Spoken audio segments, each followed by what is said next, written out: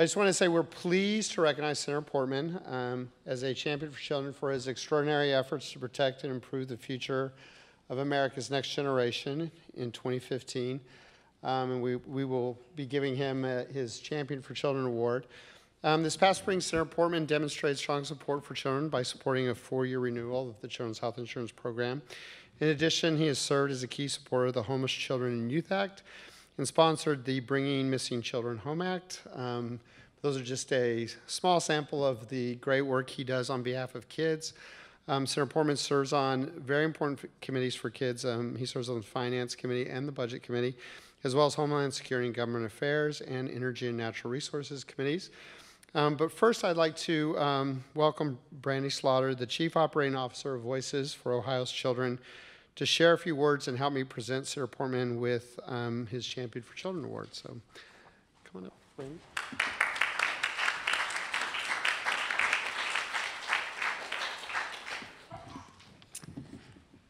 Good afternoon. Hailing from the Buckeye State, I am Brandy Slaughter, Chief Operations Officer for Voices for Ohio's Children. And Voices for Ohio's Children advocates for children and their childhood. Children only have one childhood, and we advocate for policy to ensure that children are safe, healthy, educated, connected, and employable. Voices plays a big role in educating and influencing the community and public officials about sound public policies to ensure that Ohio's nearly 3 million children succeed. We're grateful for the partnership with First Focus, and Bruce, thank you for allowing us to be here today to celebrate one of our own. It is my honor to introduce and present to others Senator Rob Portman, a First Focus champion for children. What an awesome time to be an Ohioan. We are the National Collegiate Football Champions, OH. All right, Senator. King James is back home and led us to the NBA Finals. And yes, Cleveland is hosting the Republican National Convention. Who knows? Our next president could very well come from Ohio. Wouldn't it be? It's just a tremendous time because I feel that the country has all of their eyes in Ohio. Of course, I'm a little biased in that regard, but wouldn't it be awesome if Congress would follow Senator Portman's lead on issues related to children? Over the weekend, I saw Senator Portman at the state dinner, and he introduced Iowa Senator Joni Ernst. And in her remarks, she encouraged Ohio to take risk, display leadership, engage in service, and show gratitude. While I appreciated her points, I left that speech thinking she doesn't know Ohio very well. Leadership is in the air, we breathe it. Service is in the water we drink. And in Ohio, we have public servants who embrace those qualities and more. Senator Portman is no exception. As one of the only 4 Republican senators to vote in favor of a 4-year CHIP extension, currently he is one who is willing to take risk and show leadership for Ohio's most vulnerable children. Senator Portman's vote to reauthorize the Children's Health Insurance Program saved Ohio's budget from a shortfall of $146 million in state fiscal year 2016 alone. Such a shortfall would have a significant impact on Ohio's ability to balance its budget just the next week by June 30th. The vote also sustained investments to home visiting programs that help expectant parents prepare emotionally and physically for the children's birth, improve health outcomes, and provide needed developmental screenings. In Ohio, we receive about $4 million in state formula grant funding and an additional $5.8 million for a 2-year demonstration grant. And these federal funds have built upon and expanded the capacity of the state, local, and philanthropic funding for home visiting services in Ohio. His steadfast leadership resulted in the introduction of the Homeless Children and Youth Act, legislation that would increase homeless youth access to homeless housing services. And in Ohio, about 24,000 children experienced homelessness last year, but because of the limited definition of HUD, only about 4,700 households actually are classified as homeless that have at least one child included in them. And so in Ohio, 1 in 5 homeless children are not eligible, only 1 in 5 homeless children are actually eligible for federal housing programs. In his service in Congress, it's led for better protections for children. As you know, human trafficking is one of the fastest growing criminal enterprises worldwide. And each year in Ohio, 1,078 children become victims, and about 3,016 more are at risk. Senator Portman serves as the co-chair of the Senate Caucus to End Human Trafficking. Working across the aisle, he has introduced legislation to combat human trafficking by strengthening law enforcement efforts to investigate and prosecute all that commit sex trafficking crimes, particularly the buyers of sex acts from trafficking victims. And he's also sponsored the Bringing Missing Children Home Act, legislation aimed at better protecting missing and exploited children in the United States. So allow me, Senator, to express our gratitude for your continued partnership and leadership on behalf of Ohio's children. Thank you for the risk you've assumed, the leadership you've shown, and your service which continues to keep children at the forefront of your mind and the mind of others. Children win big when policymakers make the right choices. Thank you. Now, when you're back home celebrating the RNC, remember 2016 isn't just a presidential election year. It is also Voices for Ohio's Children's 20th anniversary. And we want to make sure you join with us as we celebrate policy gains, many of which we couldn't have been able to enjoy without your demonstrated commitment to Ohio's most valuable and precious resource, its children. Please join me in honoring a final Ohioan, Senator Rob Portman.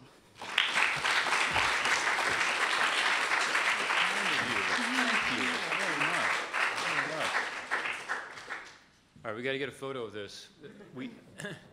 We had to take this off my shelf at the office because it actually was given to me late last year. Yeah. But we never had a presentation, so this is it. And we're excited to be here. We're going to do this every year. Yes, absolutely. Where's the... All right.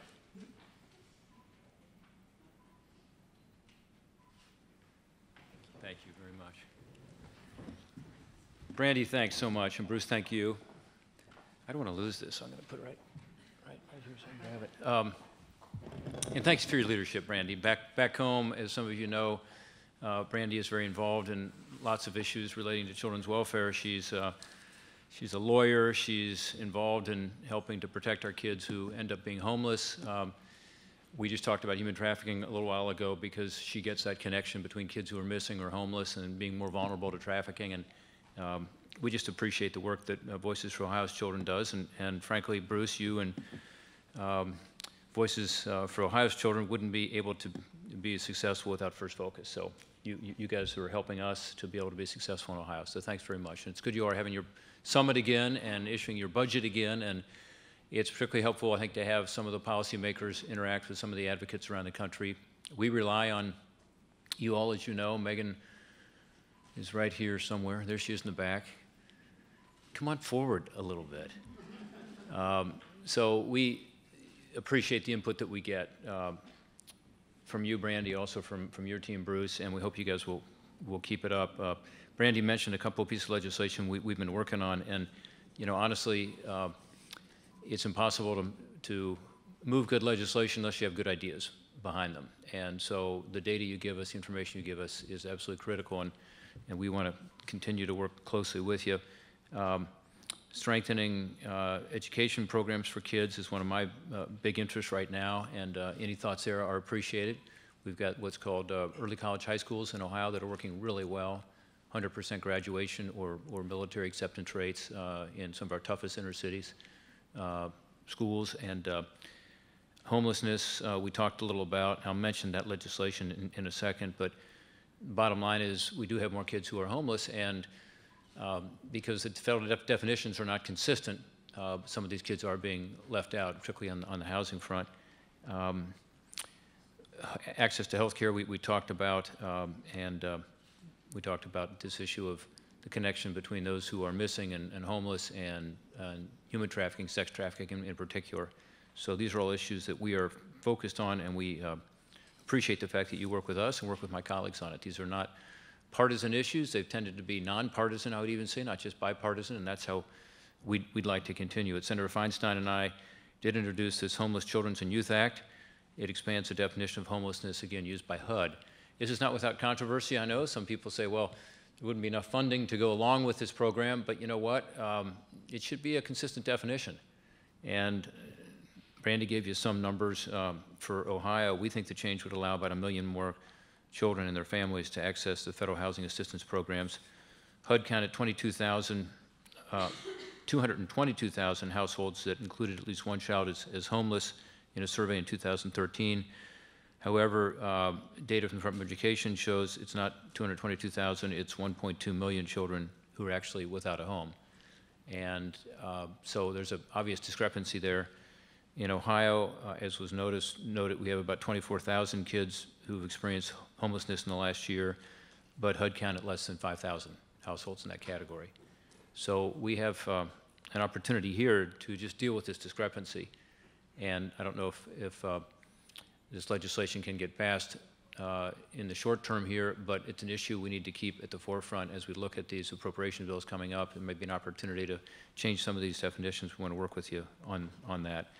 On the CHIP program, we've already talked about that. I do think that it's critical for my home state of Ohio, but also for the country that, you know, we have reauthorization that is predictable, and therefore I was pleased to support that. I wish we could have gone even further in terms of the extension. One other piece of legislation I want to mention to you is the ACE bill. Some of you have followed this who are in the healthcare area, but kids that have particularly difficult health problems comprise the majority of the Medicaid spending for children. So it's about 6% of the children use about 40% of our Medicaid funding today. And it is very difficult for them sometimes to access the care they need, particularly to be able to go across state lines. I come from Cincinnati, Ohio, and we have one of the greatest children's hospitals in the country, ranked number 3 recently by U.S. News and World Report. And think about it, in Cincinnati, you know, we're on the border of Indiana, we're on the border of Kentucky, and the way Medicaid works, it's very difficult for some of those families in our region to be able to access care for their kids when they have particularly difficult health care issues. So what the ACE bill does, it's Advancing Care for Exceptional Kids Act, is to improve care coordination, quality measures, cost containment, helps in terms of being able to cross state lines to get the help that these families need. It allows for the creation of nationally designated networks in Medicaid. So it's for, again, these medically complex kids to be able to get better coordinated care. I also argue it's going to save a lot of money. Again, 6% of these kids using 40% of the Medicaid dollars, it's often not coordinated, it's not efficient, and talking to some of these families and what they have to go through, it's a lose-lose right now, and it can be, I believe, a win-win, both for these kids and their families getting better care and for the taxpayer. So we're going to continue to push the ACE Act. I think it also is important because it means a difference between these kids thriving into adulthood or not. And about 2/3 of the 3 million kids with medical complexity, by the way, are covered by Medicaid. So this is it's obviously a huge issue that has to be addressed. A lot of the medical community and children's hospitals around the country are now aware of this legislation and starting to talk about it, promote it. Anything you all can do to analyze it, tell us what you think, and get involved with that would be very helpful. I think it's, again, an opportunity on a bipartisan basis for us to do something that just makes a lot of sense to help particularly those kids who have particularly difficult healthcare issues. So thank you again for my re-award. We should do this every year. It does mean a lot to me, and I can't wait to put it back on the shelf again. And thanks for what you do, more importantly, every day for our children. We're not going to agree on all the issues, across the aisle, but it is amazing when you come up with good ideas and really express the importance of an issue like the ACE Act, I would argue, or our Homelessness Act, how much support you can get from both sides of the aisle. And you all are very effective at that. So keep it up, keep giving us good information, and Godspeed in your important work. Thank you.